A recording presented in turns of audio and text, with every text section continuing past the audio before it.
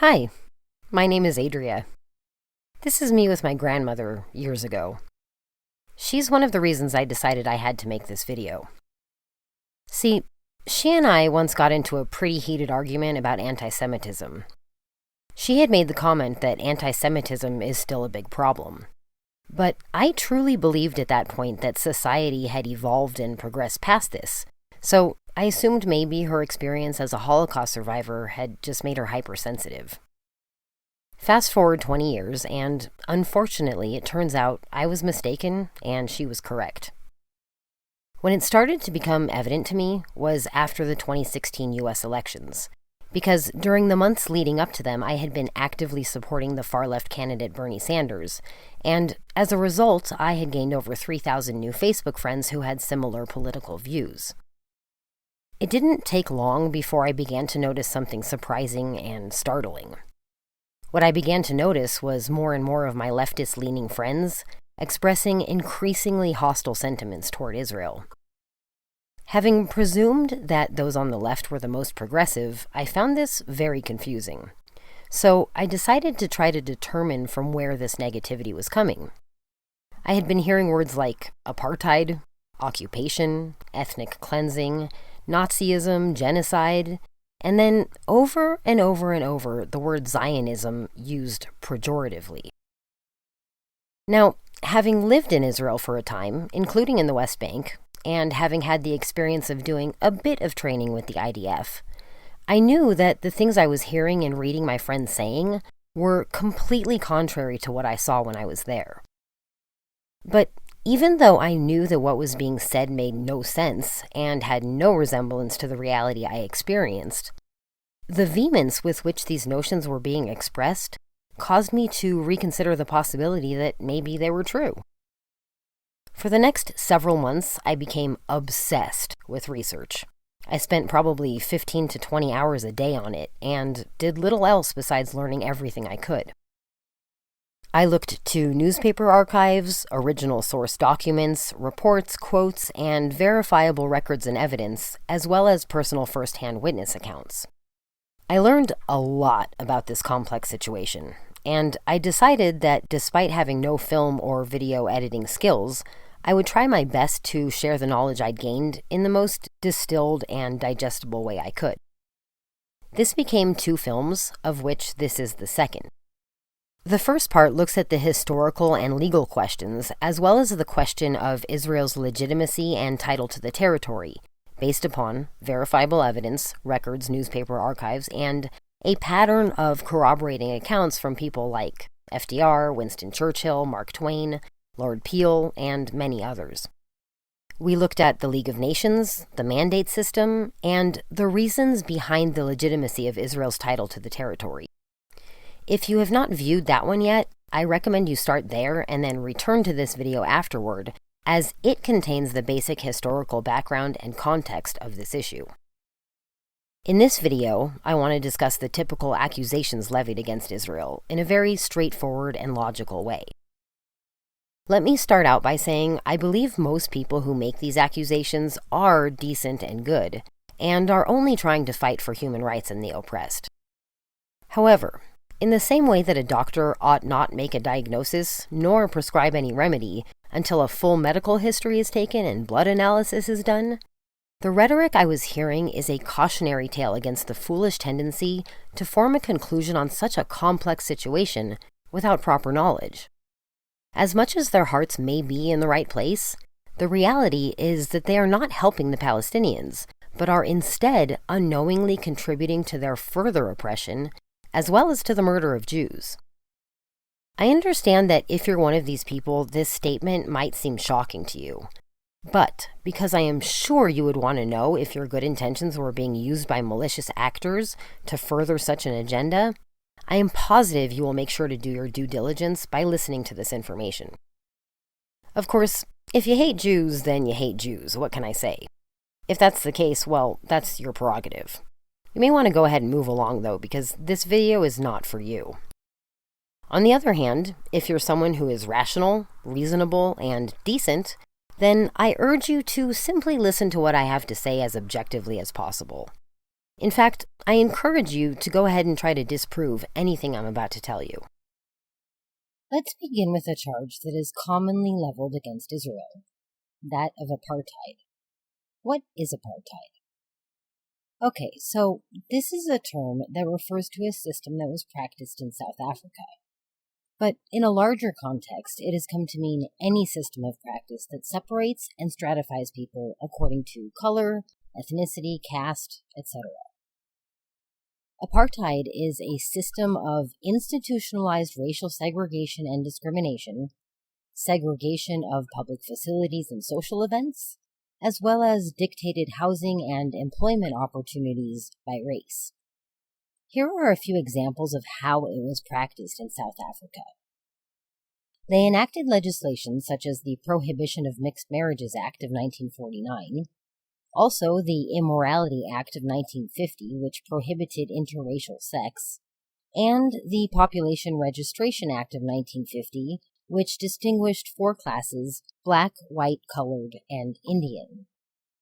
There was also a separate system of education for Afrikaans. Apartheid is a word in that language, which means separateness, or the state of being apart, literally apartheid.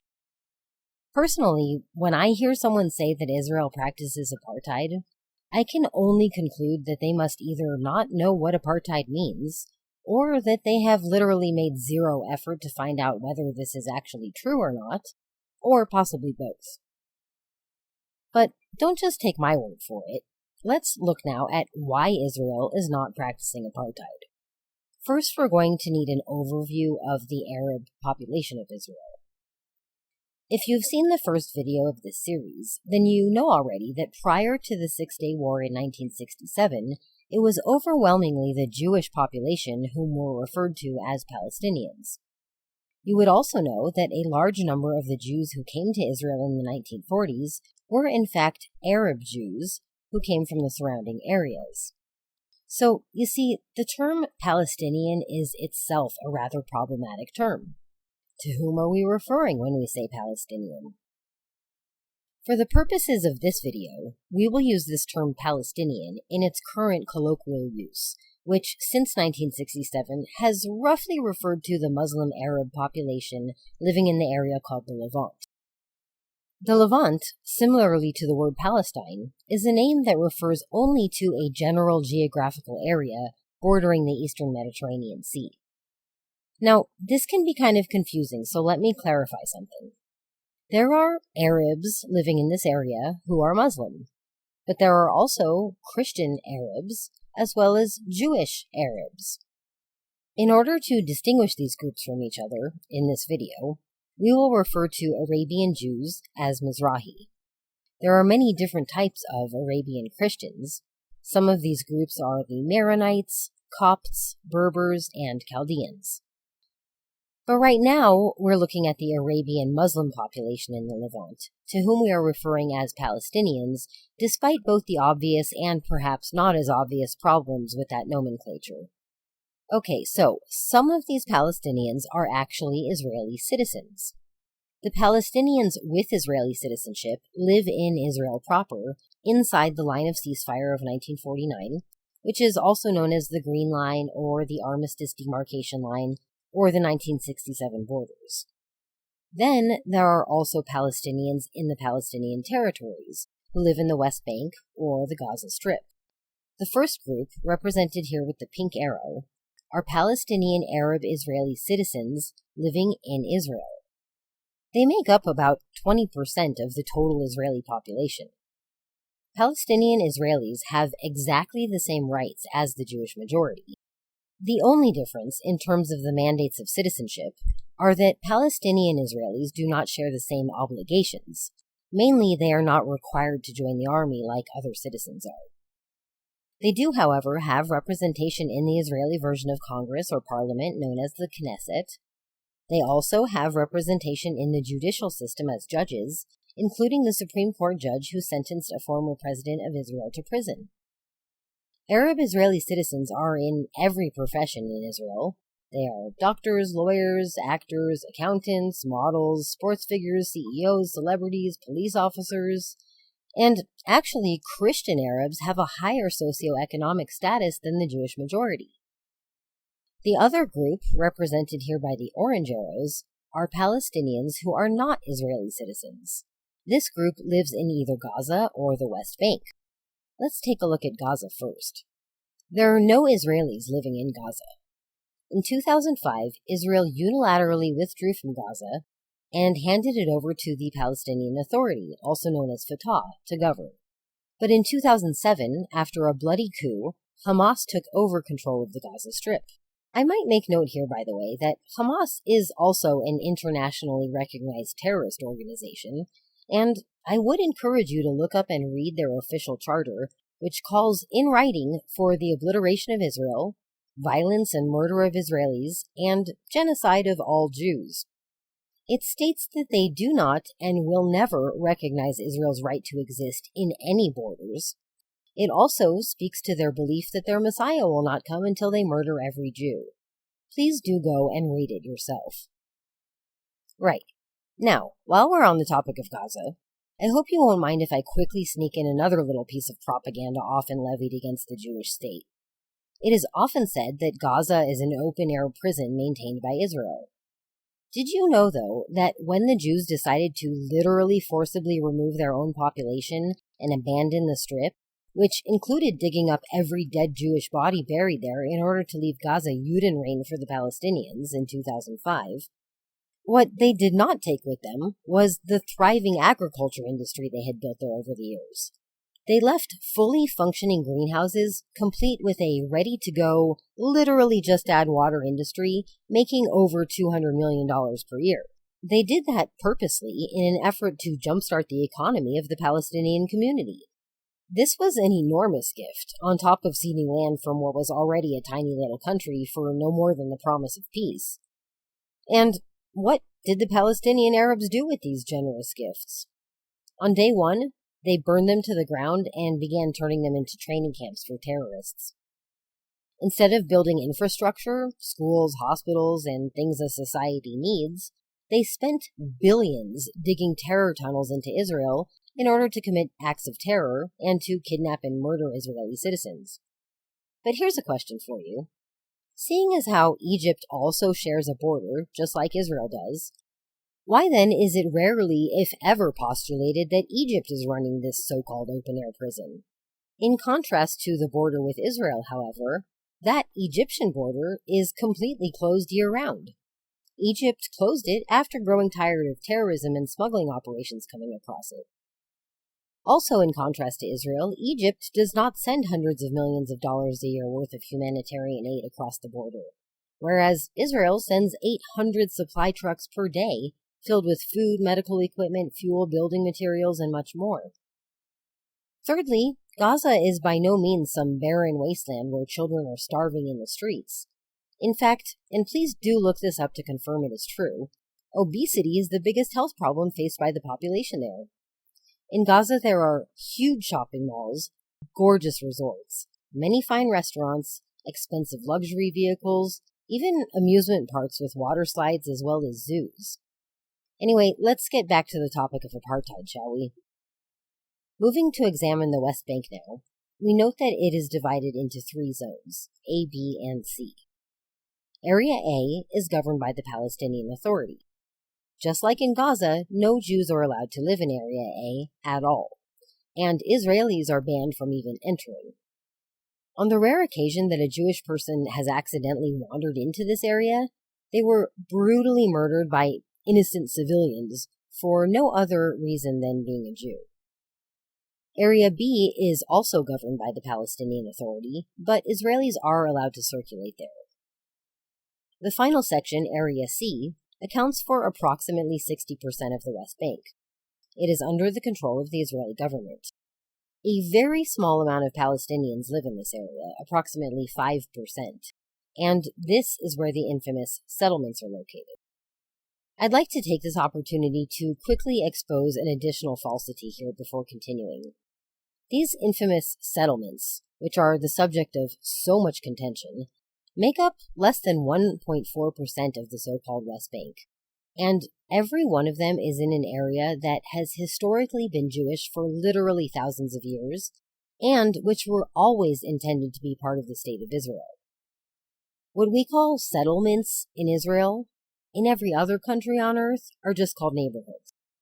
These are just people who built homes and communities on a parcel of land in their country. But anyway, getting back to this specific division of the West Bank, it was agreed upon in 1995 in the Oslo Accords. It was agreed to both by Israel and by the PLO as a temporary solution while negotiations continued over the status of these areas. Therefore, these zones or territories are officially considered under dispute, according to international law. They're considered territories under dispute. Little side note here in case you're interested. We hardly ever hear about any other similar land disputes in the world. Surprisingly, though, there are in fact close to 200 different ongoing disputes regarding territories, including some even between different states of the U.S. For example, the Texas-New Mexico Panhandle border is in dispute. According to Wikipedia, the border was defined as the 103rd meridian, but an 1859 survey marked it too far west, mistakenly putting present-day towns of Farwell, Texline, and a part of Glen Rio in Texas. New Mexico's draft constitution used the 103rd meridian as intended. The New Mexico Senate passed a bill to file a lawsuit to recover the strip, but it has not become law, so the land and towns are currently administered by Texas. Other examples of the 200 or so land disputes include one over Lake Constance, which is claimed by both Switzerland and Austria, as well as over Hans Island, claimed by both Canada and the Kingdom of Denmark on behalf of Greenland. But I digress. The majority of Palestinians, about 95%, live under a Palestinian government in Zones A and B, as well as in Gaza. Zones A and B in the so-called West Bank are governed by Mahmoud Abbas, and Gaza is, as we discussed, Hamas. The West Bank Palestinians have never been Israeli citizens, and they don't want Israeli citizenship. So, when you hear about the restrictions of movement between the Palestinian territories and Israel, this is essentially just a border checkpoint. Every country has checkpoints at their borders for non-citizens, because it is necessary for every government to protect its citizens. Furthermore, in Israel, it is a very prominent necessity for the security of Israeli citizens, including Palestinian Israeli citizens. It is not based upon race, but rather on citizenship. It is nothing more sinister than a checkpoint at the border to prevent war weapons entering. And, for the record, it happens to be extremely effective in that regard. The security fence was only erected after hundreds of suicide bombings and terrorist attacks from September 2000 to mid-2005 had killed nearly 1,000 innocent people and wounded thousands of others. Construction of the fence reduced these attacks by 90%. The number of Israelis murdered decreased by more than 70%, and the number wounded decreased by more than 85%. The value of the fence in saving lives is clearly supported by the data. The year before construction started, in 2002, 457 Israelis were murdered. In 2009, 8 Israelis were killed. Less than 3%, which is approximately 10 miles of the total length of the barrier, is actually the 30-foot-high concrete wall. The rest of the barrier is a chain-link type fence.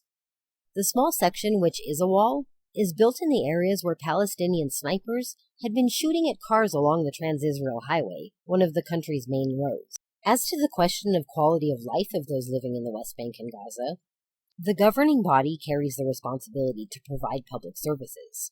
So, for 95% of Palestinians who are under Palestinian Authority, this responsibility falls to either Hamas or Mahmoud Abbas. But it might be noted that the quality of life in the West Bank has in fact been improving ever since more collaboration with Israel has occurred. It should be very obvious now that this idea of a system of institutionalized racial segregation or discrimination existing in Israel is pure fiction. Palestinian Arabs live in Israel as full citizens who enjoy their full democratic rights and participate in the democratic process just like every other citizen. It is noteworthy as well that the Palestinian Arabs who are Israeli citizens enjoy more rights than do the Arabs of any Arab country. The real apartheid actually exists in the Palestinian territories, where no Jews are allowed. Let's move on to another term you hear a lot, which I would like to address. That term is occupation. We hear all the time that Israel is illegally occupying the territory. What does that term occupation mean under international law? Well, it has a very specific definition, as do all legal terms. Occupation is when a sovereign inhabits an area which belongs to another sovereign. Now, this is important. Since international law is based on treaties between sovereigns, only a sovereign, another legal term with a particular legal criteria, can have title to a territory. This issue is covered in much greater detail in part 1 of this video series. It is important to remember that military occupations are quite common throughout history, and there are numerous contemporary occupations which currently remain in effect. With regard specifically to the so-called West Bank and Gaza, however, the term occupation simply does not apply. I know you have most likely heard otherwise, but allow me to explain why these areas cannot possibly fall into such a category. The requirement for occupation is 2 sovereign powers, also known as high contracting parties. International law is predicated upon treaties between sovereigns, and therefore, without 2 parties authorized to make treaties, there can be none. No other sovereign exists in the case of the so-called Palestinian territories. Jordan and Egypt both gave up any claim to the land when they signed peace treaties, and the Palestinians have not yet fulfilled the prerequisites of statehood. These include a defined territory, a permanent population, and a government capable of exercising effective authority over the populace and the territory. There is also an obligation of states to peaceful coexistence, which implies, among other things, that states have the duty to refrain from intervention in the internal or external affairs of other states, from using their territory or allowing it to be used for activities that violate the rights of other states or form a threat to international peace and security, and to comply with obligations imposed on them by international law in accordance with the principle of good faith, such as respecting human rights on their territory. It's very clear that the so-called Palestinian territories do not meet this criteria, and therefore cannot be considered sovereign. We must look at the so-called West Bank separately from Gaza, since they are each controlled by different governing bodies. With regard to Gaza, despite Israel's legal claim to the territory, as explained in part 1 of this video series, they unilaterally withdrew from the area in 2005. There are no Israelis or Jews in Gaza. 0. So it's absurd to try to apply the term occupation to an area where not a single Jew or Israeli lives. The so-called West Bank is a bit more complex to unpack, though the conclusion is also not complicated to understand. Israel withdrew from 40% of Judea and Samaria, known as the West Bank since 1949, due to the Jordanian occupation wishing to distinguish it from the other East Bank of the Jordan River. However, Israel does remain in control of 60% of this area. As I said earlier, this is due to this division having been agreed upon at the Oslo Accords in 1995, because those territories are still under dispute. How did they become under dispute in the first place? On the day Israel declared independence in 1948, the armies of 5 Arab states, Jordan, Syria, Lebanon, Egypt, and Iraq, all attacked the brand new Jewish state, and despite not being even a day old, the Israelis managed to keep the Arabs from destroying them and pushed their armies back to what's now known as the Green Line. It is called the Green Line because when the armistice was negotiated, a green marker was used to draw the line on a map. Prior to that line being drawn, no such place as the West Bank had ever existed. It had been known for thousands of years as Judea and Samaria. For the next 19 years, the sovereign known as Jordan occupied the newly labeled West Bank, and the sovereign known as Egypt occupied Gaza. Then, in 1967, Israel was forced to fight another war of aggression by a coalition of Arab countries. At the end of that war, which lasted only 6 days despite the Israelis being hugely outnumbered, Israel managed to gain back Judea and Samaria from Jordan, as well as Gaza, plus the entire Sinai Peninsula from Egypt, an area which alone is larger than current Israel is now. When Israel and Egypt signed a peace treaty in 1982, Israel gave back the entire Sinai Peninsula, leaving billions of dollars worth of infrastructure that had been built. So again, we see how absurd a statement it is to say that Israel is somehow illegally occupying this area. The last point I want to make about the quote-unquote occupation of the West Bank is that Israel does have the right to defend itself, and that includes defensible borders according to the United Nations. So here's a short video that explains it much better than I could, why Israel must continue to hold those areas of the West Bank in order to have defensible borders.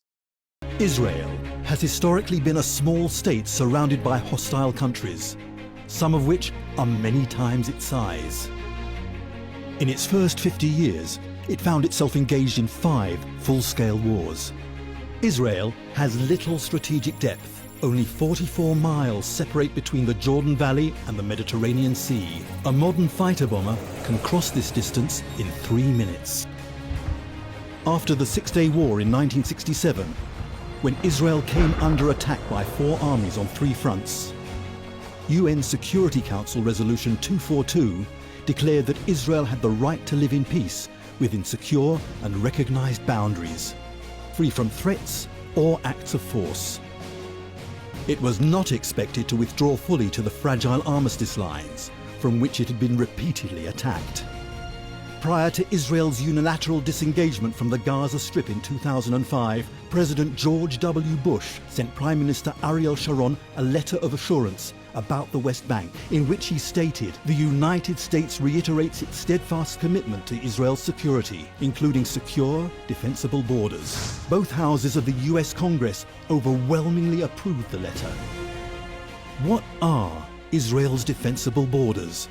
The Jordan Rift Valley. The Jordan Rift Valley, Israel's eastern frontier, forms a natural barrier between Israel and Jordan, and beyond Jordan, Iraq and Iran.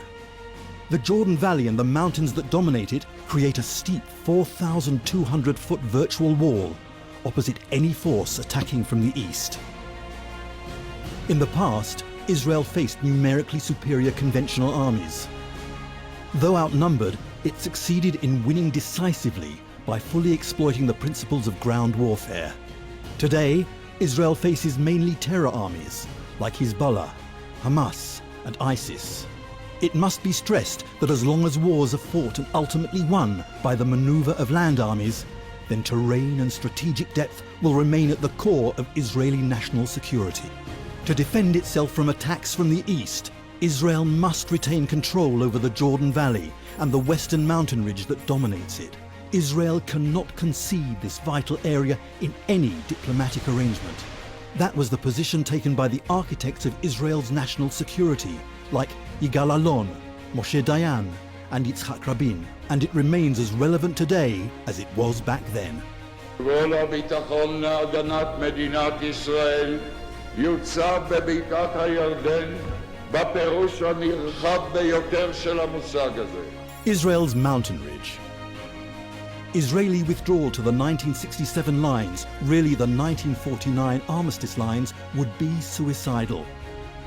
The western slopes of the mountain ridge dominate Israel's coastal plain, where more than 70% of its population and 80% of its industrial capacity is located. All flights in and out of Israel's main international airport, Ben Gurion, would be threatened by shoulder-launched anti-aircraft missiles. Vital early warning stations facing east would be lost.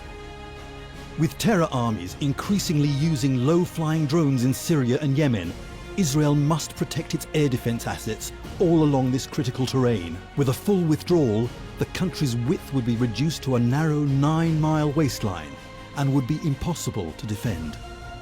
Therefore, any future arrangement must include Israeli control over key parts of the mountain ridge, demilitarization of the West Bank, and continuing Israeli control of its airspace. In addition, Israel must protect itself against the kind of attack tunnels used in recent years by Hamas and Hezbollah along its southern and northern fronts. The attack tunnels are emerging as part of the new strategic landscape facing Israel on all its fronts. To preclude their use, Israel must retain overriding security responsibility within the area from the Jordan River to the Mediterranean Sea. In the last 2 decades, it had been hoped that Israeli withdrawals from Gaza and southern Lebanon would reduce the hostile intent of its adversaries. But the exact opposite occurred. The withdrawals only led to escalating threats along its borders. Moreover, the past notion that great powers will intervene in the Middle East to halt acts of aggression when red lines are crossed has been disproven. Increasingly, Middle East states are on their own. In a volatile Middle East, where there's an explosive mix of resurgent jihadist movements and regimes driven by hegemonial ambitions, uncertainty is rampant. More than ever, it is crucial to ensure defensible borders for Israel, so that Israel can defend itself by itself.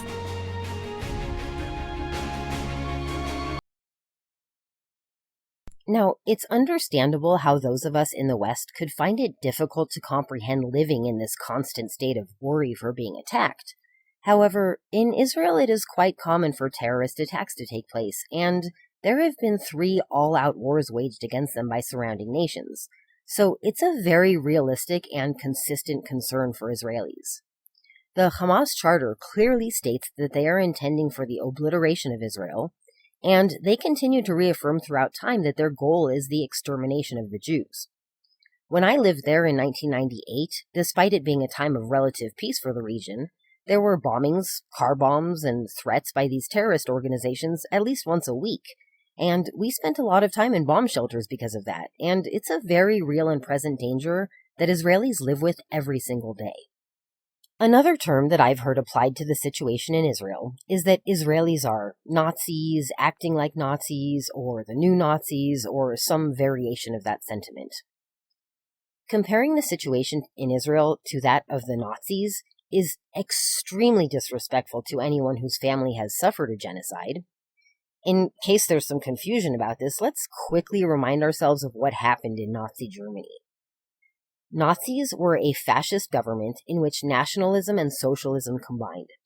They obtained control of Italy in 1922, and then Germany in 1933. A central part of their theme or mythology was the belief that some people had tainted bloodlines and were not fit to create society. After World War I and the Treaty of Versailles, the German leadership assured its population that the cause of their defeat was not their army, but rather due to an internal front manipulated by the socialist traitors and their Jewish allies. As Germanic Christianity mixed with racism and social Darwinism, you got the Nazis. 1933 to 1939, the ascent of the Nazis and invasion of Poland. Half the Jewish population is forced out during this period. 1939 to 1941, they concentrated the Jewish population into camps or ghettos. 1941 to 1945, the extermination camps. The first of these was on December 8, 1941. It was called Gelmno, located northwest of Lodz. At first, they were just putting 40 or so Jews into a truck with exhaust gas, and worked out that if they drove about 4 kilometers this way, the Jews would all arrive dead. By the second extermination camp, Belzec, they had developed fixed gas chambers. At the third camp, Sobibor, which opened in May 1942, 250,000 Jews were murdered. The infamous Auschwitz-Birkenau was the final version. Here, people would be selected for either slavery or death. If they weren't needed for slave labor, also known as quote-unquote selected, then they were assassinated. Some estimates put the number of deaths at 2,000 every 30 to 40 minutes. At the camp known as Treblinka, 870,000 Jews were annihilated. As if these horrific things that the Nazis were doing to the population of Jews were not bad enough, here are 4 women who were part of the many victims of twisted medical experiments. We can see quite clearly that the Nazis had 2 parallel wars. They had, of course, the expansion against the Allies, and they also had the goal of total extermination of a people to its very last member. Please remember as well that the Jewish population of Germany had not been attacking hundreds of innocent civilians intentionally, like the Palestinian population does. In obvious contrast to Nazis, Israelis are at war against Palestinian terrorism, not against the Palestinian people. Israelis do not consider Palestinians inferior or believe that they should be exterminated. Israelis look at the Palestinian Arabs as a people with whom they have a territorial dispute. Whereas Nazi weaponry was built specifically to exterminate an entire group of people, Israeli weaponry is designed only to defend its civilian population, including the 20% of their citizens who are Palestinian Arabs. It is also designed specifically with the intention of trying to inflict the least possible amount of death to civilians on the other side.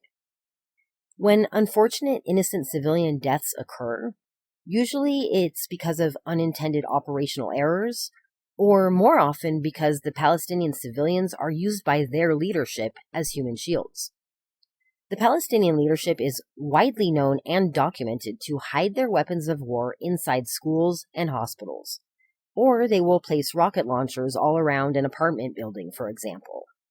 There have been a few thousand registered Palestinian casualties. Most of these were claimed as armed combatants against Israel by various terrorist groups. As a side note, too, you may find it relevant that a much higher number of casualties recorded are as a result of internal conflict between Palestinians than as a result of Israeli soldiers. On the one hand, the Nazis' intention was to kill every Jew because of fanatical ideology, and their entire population participated in this without debate. By the end, there were 6 million Jews dead, 1.5 million of whom were children, and it was calculated, methodical murder of defenseless civilians. On the other hand, Israel has engaged in a long process of pragmatic negotiation trying to resolve a real problem.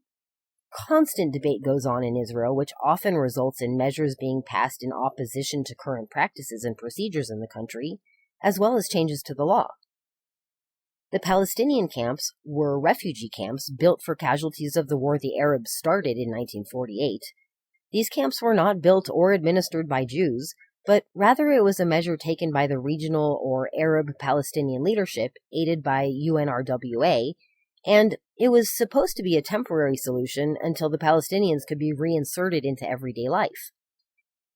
Instead, the Palestinian leadership eternalized this refugee problem, and they did this intentionally.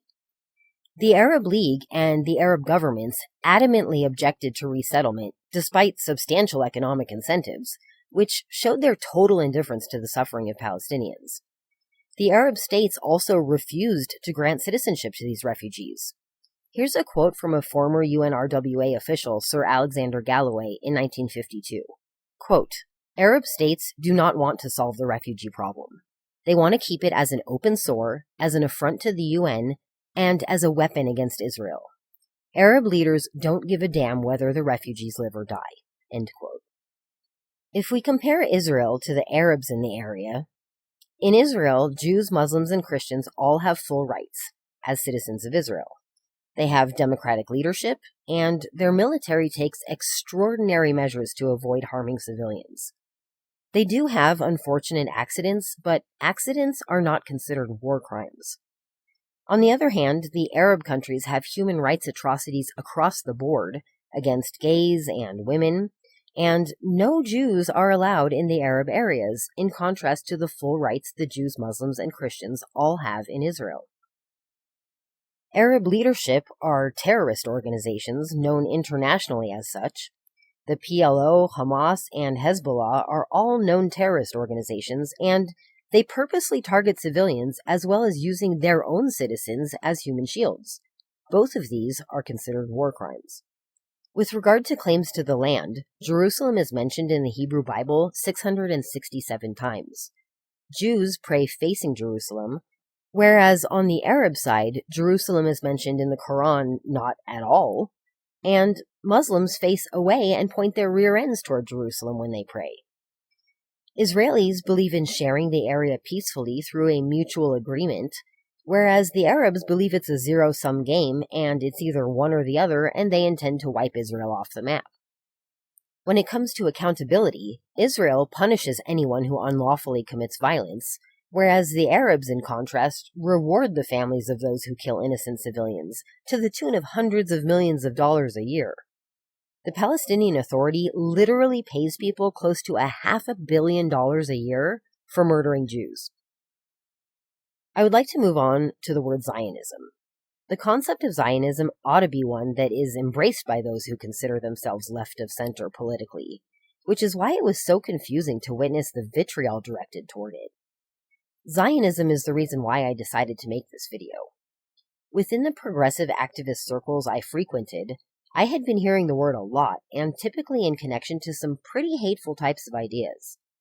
Considering Zionism is just the indigenous rights movement of the Jewish people, one would think that those who championed minority rights and protection of oppressed peoples would support the idea that Jews should be able to govern themselves in their indigenous homeland. Unfortunately, the term has been hijacked and attached to endless conspiracy theories, many of which originated with the Christian Church, who, for centuries, deliberately portrayed Jews in a negative fashion. Even though they've been exposed as racist propaganda, for some reason it seems to be acceptable again to perpetuate these hateful anti-Semitic lies. Here are just a few examples of this anti-Jewish propaganda. The notion that there's some kind of Zionist conspiracy to take over the world, the banks, the media, the U.S. government. Then there is what's known as blood libel, which takes many forms, but began as a lie that Jews were making matzah from baby's blood and kidnapping Christian children and things like this. Scholars have documented about 100 blood libels that took place from the 12th to the 16th centuries. Many of them resulted in massacres of Jews and occasionally in the decimation of entire Jewish communities. Modern-day examples include poisoning Palestinians' water, specifically targeting children, and harvesting organs. Yet another source were the passion plays of the Middle Ages, which accused Jews of deicide.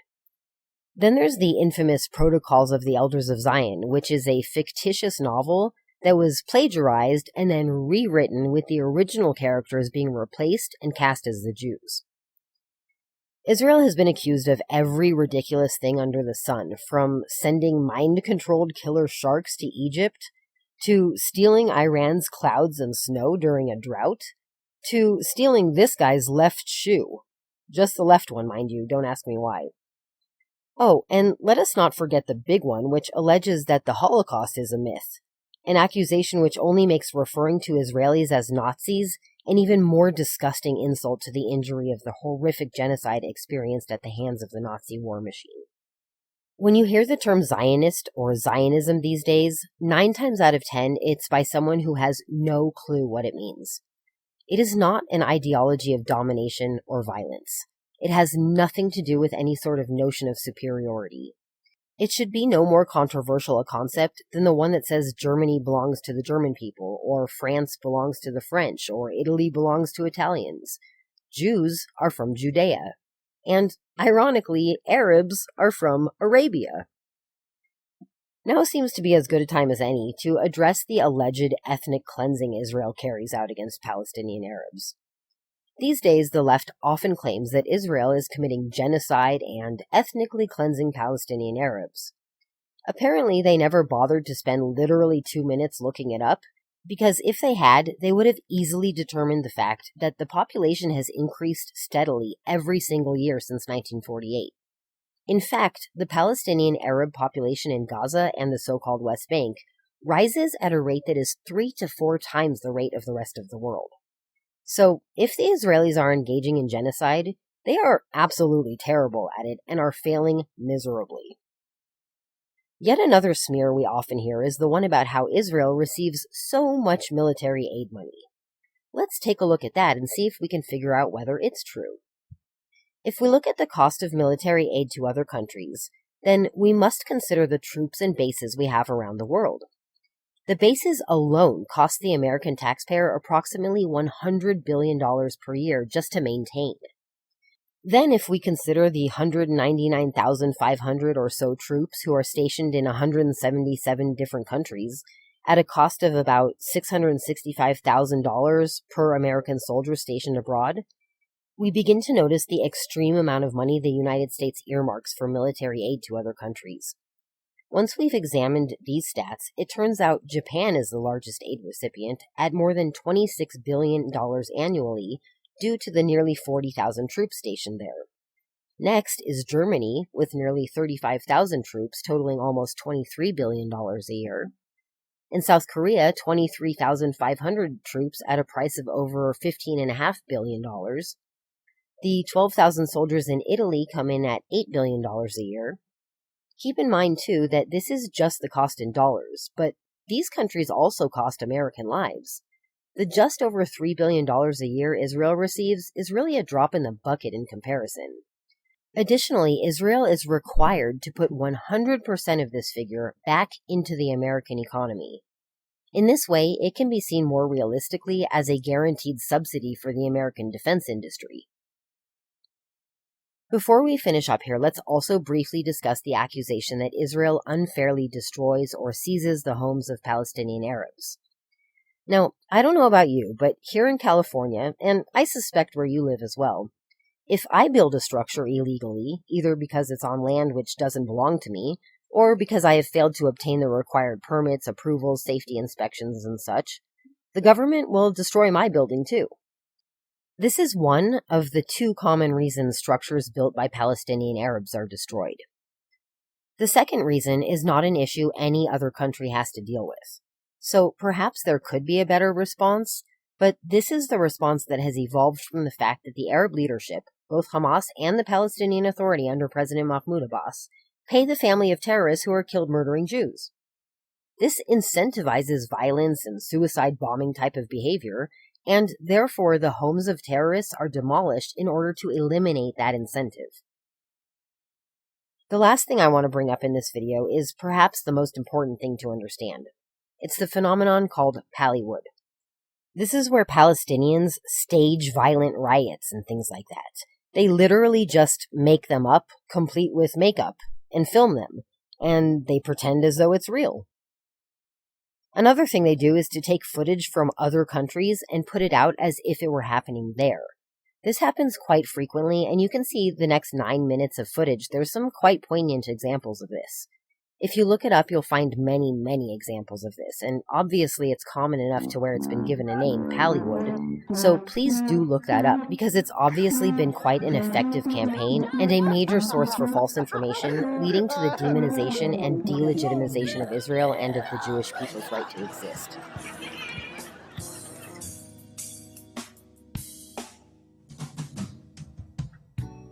So you think you're gonna live your life alone, in darkness and seclusion? Yeah, I know. You've been out there and tried to mix with the animals, and it just left you full of humiliated confusion. But the feeling of loneliness never leaves you. It haunts you everywhere you go. And then you meet me, and your whole world changes. Because everything I say is everything you've ever wanted to hear. So you drop your defenses, and you drop all your fears. And you're so busy feeling good that you never question why things are going so well. You wanna know why? 'Cause I'm a liar! Yeah, I'm a liar! I'll tear your mind out! I'll burn your soul!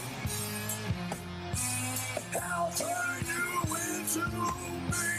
I'll turn you into me! 'Cause I'm a liar! A liar! A liar! A liar!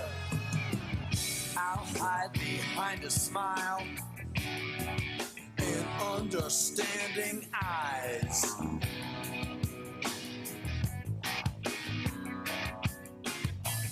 And I'll tell you things that you already know, so you can say, I really identify with you so much.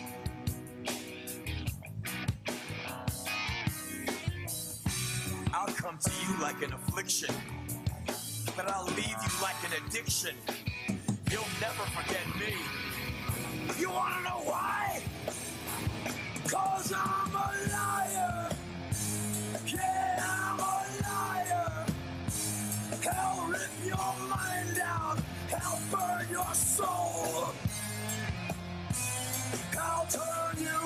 into me. I'll turn you into me.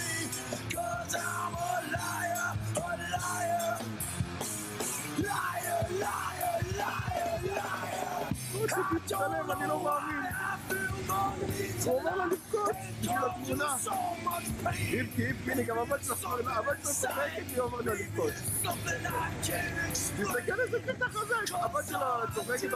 'Cause this mess you up and lie to you. I'm a liar. Oh, I'm a liar. But if you give me just one more chance, I swear I will never lie to you again. Because now I see the destructive power of a lie. They're stronger than truth. I can't believe I ever hurt you. I swear I will never lie to you again. Please, just give me one more chance. I will never lie to you again. I swear. I will never tell a lie. I will never tell a lie. No. No.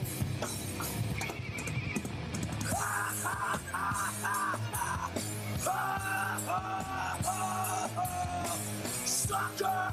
Sucker! Oh, sucker! I am a liar!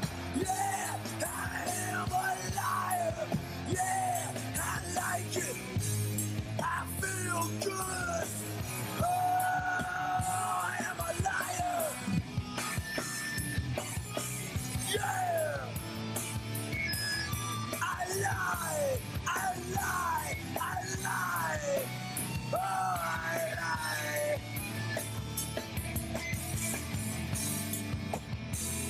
I'll lie again!